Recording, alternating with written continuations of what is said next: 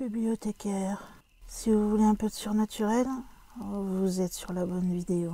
Surtout, n'oubliez pas de vous abonner, cliquez sur la cloche et laissez un petit like sur la vidéo. Ça fait toujours plaisir. Et maintenant, ouvrez bien vos oreilles. Bonjour à tous sur Bibliothécaire. Aujourd'hui, nous allons évoquer ce qui est classé parmi les malédictions. C'est le damnatio memoriae.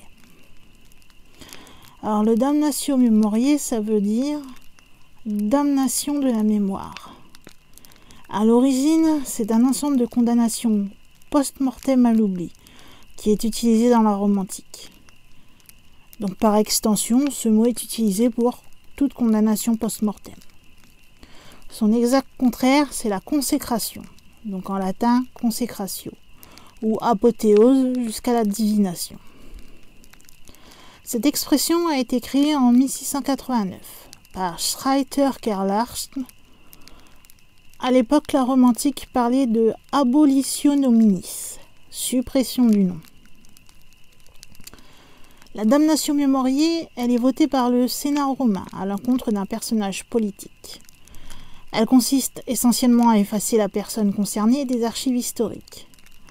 Le plus souvent, elle va viser un puissant homme ou femme, et ça va consister à annuler ses honneurs, à effacer son nom des monuments publics, des monnaies, voire à renverser toutes les statues qui vont le représenter. C'est bien sûr un déshonneur, sans doute l'humiliation ultime, et la peine la plus sévère qui puisse être appliquée. En effet, pour les Romains, il est important de laisser une trace, et le culte des ancêtres tient une place centrale dans la vie romaine.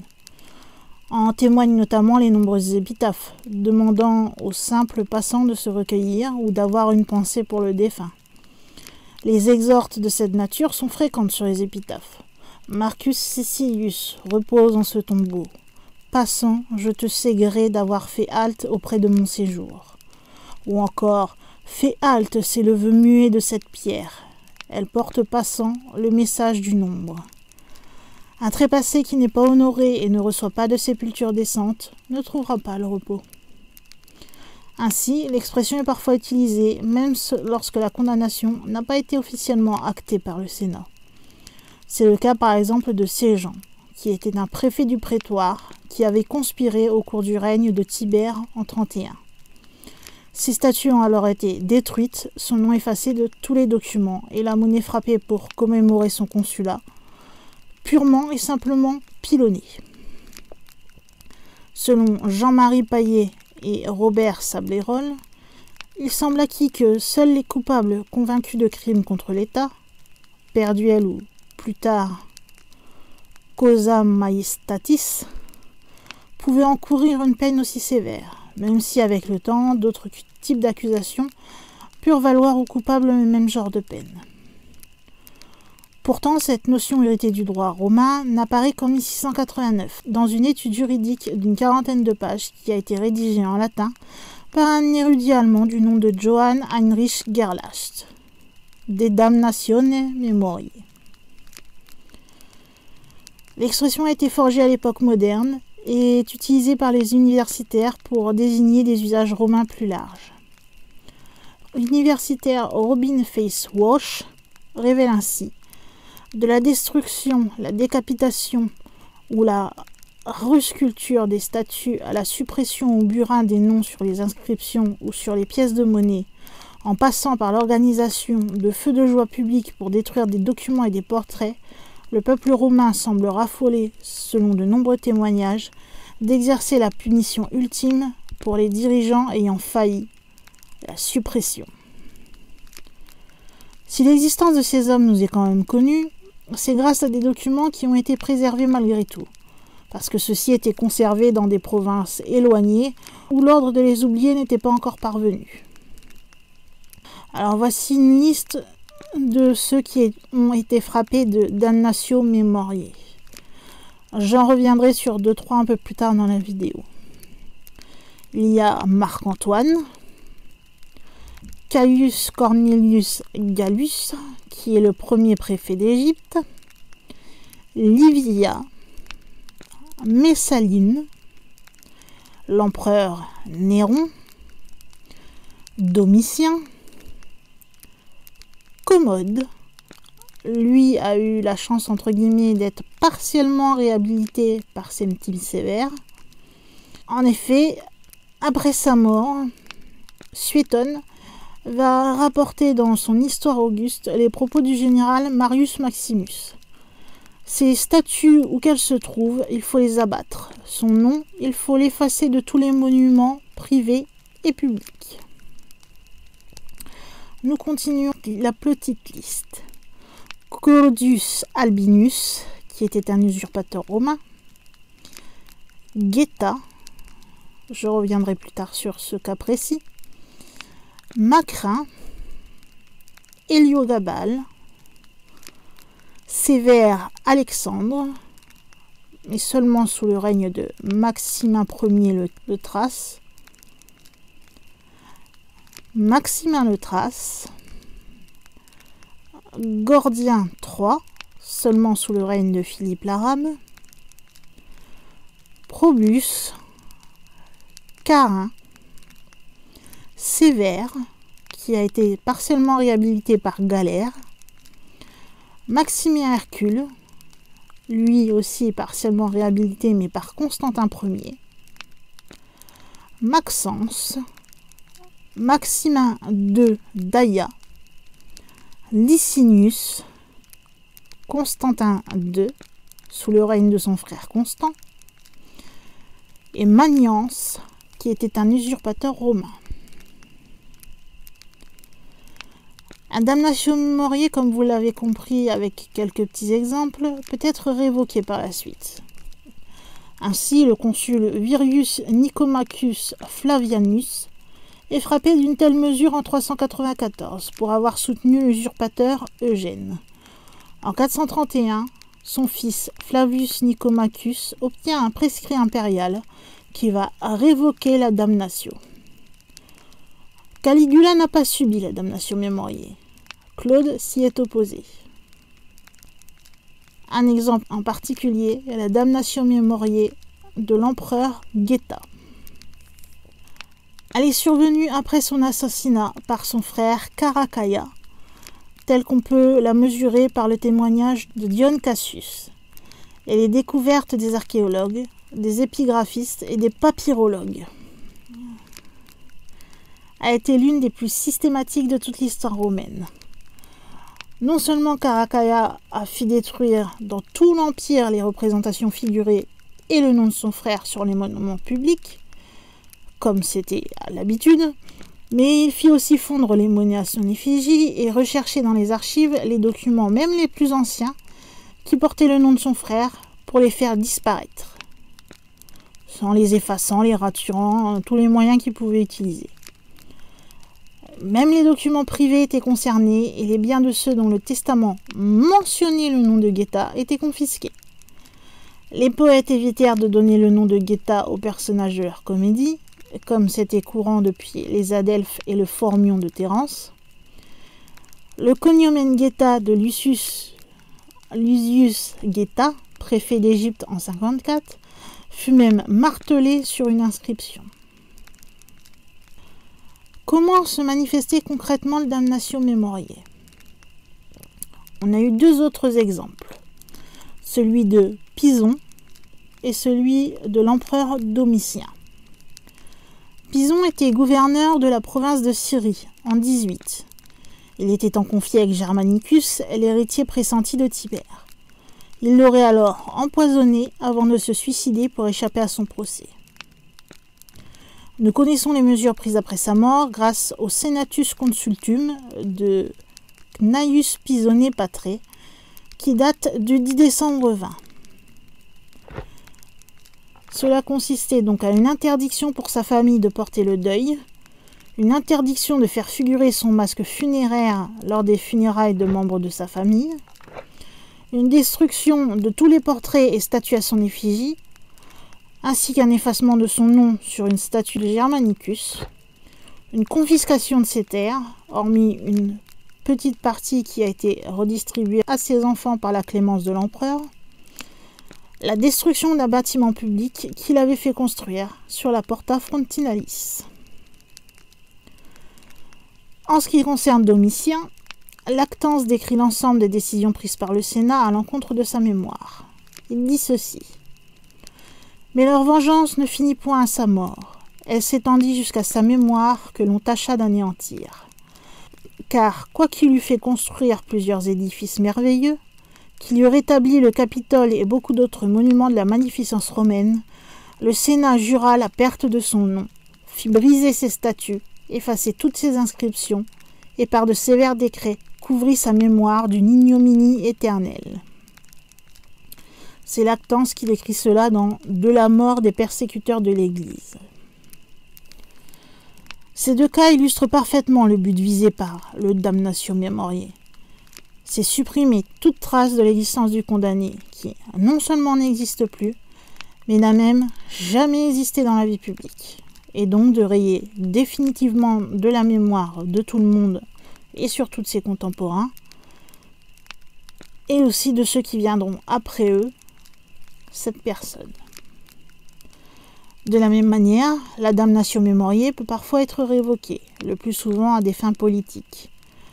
On a évoqué Commode, réhabilité par Septime Sévère.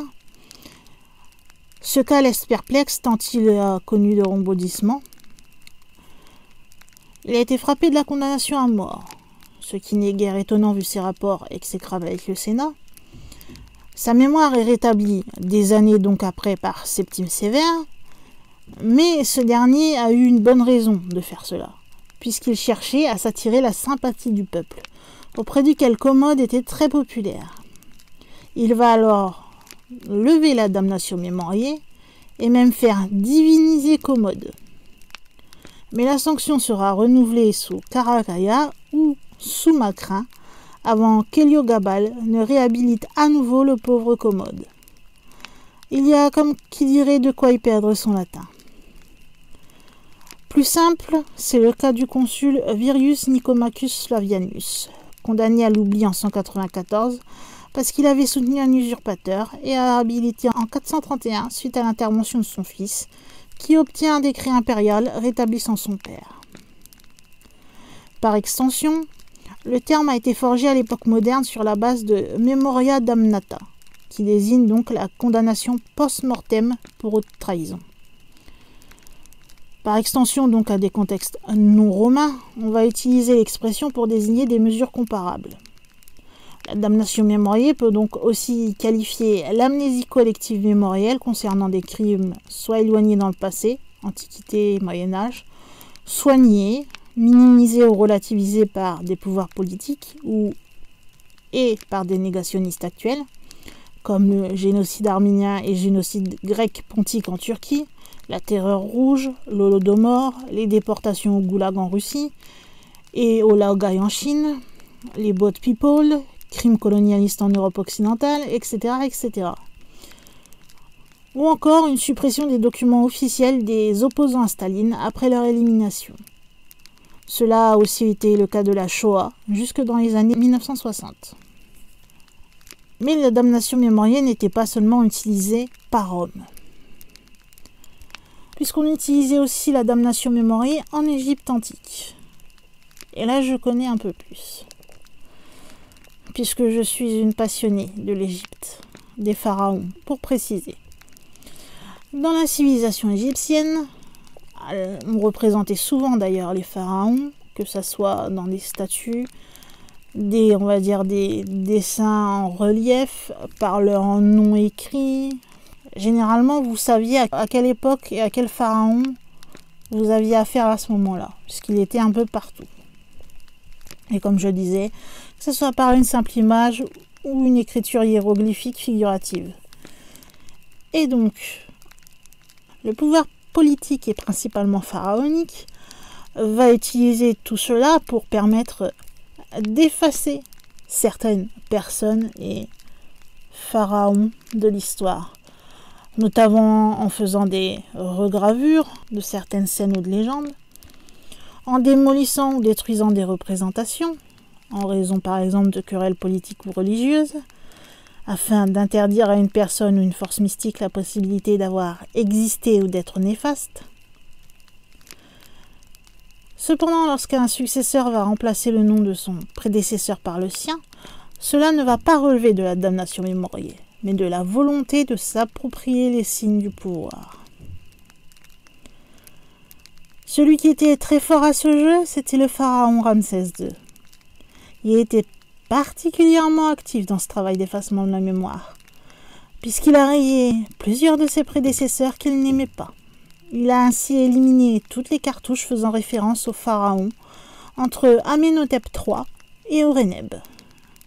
Là encore, on peut savoir cela car on a retrouvé des traces de leur existence grâce à des textes venant de provinces éloignées. Il y a d'autres exemples en Égypte, comme la plus célèbre pharaon, Hatshepsut. Elle a été effacée par damnation mémorielle. Son nom est disparu des monuments pour être remplacé par ceux de son père, Thoutmôsis Ier, de son demi-frère Thoutmôsis II ou de son successeur et beau-fils, Thoutmôsis III, qui est à l'origine de la censure politique et artistique de son existence. Thoutmôsis III va priver alors sa tante d'une de ses principales sources de légitimité et nie directement qu'elle est l'héritière de son père et rétablit ainsi l'ordre de succession des trois Thoutmôsis. Et Ramsès, là encore une fois, a joué un petit tour aussi, en s'amusant à effacer tous les cartouches évoquant le nom du pharaon Akhenaton, qui est pour lui un hérétique.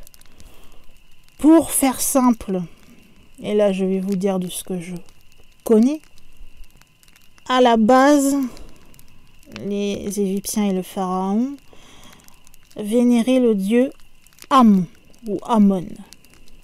Mais celui qui deviendra Akhenaton lorsqu'il est arrivé à sa position de pharaon va décider à un moment que l'on ne devait plus vénérer Amon mais Aton.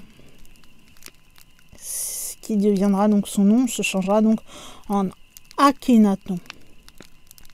Une fois que son règne sera terminé, on repassera de nouveau à Amon et tout rentrera dans l'ordre. C'est pour ça qu'on le considère comme hérétique. Voilà, j'ai essayé de faire simple dans l'explication. J'espère que vous aurez compris. Le damnatio in memoriae a aussi été utilisé dans d'autres époques, si l'on peut dire. Par exemple, au Moyen-Âge, l'Institut athénien a frappé même la mémoire des papes, en particulier Papa Formoso, qui est l'objet d'un processus post-mortem insultant, le soi-disant synode du cadavre. Marino Faliero, 55e doge de Venise, a été condamné à mort et à damnatio memoriae après un échec. Chez les Grecs, c'est Érostrate qui fut frappé de la même condamnation pour avoir mis le feu au temple d'Artémis. Ironie de l'histoire, il avoue avoir accompli ce geste précisément pour devenir célèbre. C'est loupé. Dans les temps modernes, la damnatio memoriae a été utilisée non seulement contre des individus, mais aussi contre des idéologies, des périodes historiques. En exemple récent, on a par exemple l'annulation des symboles liés au fascisme en Italie, y compris Conventio ad Tencendum contre le soi-disant Ville de Duce. Il y a aussi l'annulation des symboles du... Alors je ne sais pas si j'ai le droit de dire le nom sur YouTube, mais le Nazisme, je crois que vous aurez compris, en Allemagne. La suppression de certaines statues de Francisco Franco en Espagne. La suppression ou la cicatrisation des statues et effigies représentant Saddam Hussein en Irak et Muammar Kadhafi en Libye. Donc nos chers méchants Allemands appliquèrent cette condamnation au père Alois Grimm, qui était un jésuite qui s'était opposé au petit monsieur à la moustache carrée. J'espère que je reste dans les lois YouTube et que vous avez quand même compris. De même, Staline va recourir à cette technique pour faire oublier tous les anciens révolutionnaires historiques, et tout particulièrement les compagnons de Lénine. Notamment, moi, celui que je connais et que je peux vous citer, c'est Léon Trotsky, qui était fondateur de l'Armée rouge. On va systématiquement les effacer des photos, et il était même interdit de prononcer leur nom. Mais de tout ça, ce fut le dictateur communiste cambodgien Pol Pot, qui de 1975 à 1979 va établir le plus grand système d'effacement de l'existence d'un humain conçu jusque-là, allant jusqu'à tuer toutes les personnes de sa famille, ses amis ou ses voisins, bref, tous ceux susceptibles de témoigner de son passage sur Terre. Furent ainsi tués et officiellement oubliés 1,7 million de personnes, soit 20% de la population cambodgienne de l'époque, ce qui est énorme. Et là, pour le coup, en ce qui concerne ces personnes, on peut dire qu'ils avaient vraiment une malédiction au-dessus de la tête avec ce damnatio memoriae. Il y a bien sûr d'autres exemples historiques, je vais vous en citer quelques-uns pour terminer. Donc le concile cadavérique, l'interdiction à Éphèse de citer le nom d'Hérostrate, l'incendiaire du temple d'Artémis, le recouvrement du portrait du doge de Venise, Marido Faliero, après son coup d'état manqué. Après l'échec de la conjuration des Pazzi à Florence, les membres survivants de la famille Pazzi ont été l'objet de cette sentence. Le Tourin Pierre-Nicolas Chénaud, 1740-1781, qui a été condamné à cette peine. La condamnation de Jan Hus, duquel on a dit de Janus il ne doit rien rester. Et la décapitation de la statue de l'impératrice Joséphine en 1991, place de la Savane à Fort-de-France en Martinique, et l'effacement de son nom sur le socle de celle-ci. Vous avez compris, je l'ai dit vite fait, que si je vous parlais de la damnatio memoriae, c'est que par certains, cela est considéré comme une malédiction. Voilà pourquoi je l'ai mis dans cette catégorie et il me semblait important d'en parler aussi historiquement parlant. Donc j'espère que je vous aurai appris des choses que vous retiendrez, peut-être pas tout, mais je serais contente que vous reteniez certaines petites choses car l'histoire, en tout cas pour moi, reste très importante. Oui, j'aime beaucoup de choses, vous vous direz, mais c'est normal, c'est moi dans toute sa complexité. En tout cas, vous savez que vous pouvez liker cette vidéo, commenter et me donner votre avis, ou peut-être d'autres damnatio memoriae que vous connaîtriez et dont je n'ai pas parlé. Vous pouvez également vous abonner si ce n'est pas encore fait. Et oui, je sais, il y en a qui regardent mes vidéos et qui ne sont pas abonnés. Abonnez-vous, c'est important pour moi. Pour tous ceux qui le sont, bien sûr, mes chers bibliothécaires, vous savez que je vous adore. Et je crois donc qu'on est arrivé à la fin de la vidéo. Et qu'il est donc temps pour moi, en tant que gardienne de la bibliothèque, de fermer les portes de celle-ci et de vous dire à la prochaine vidéo.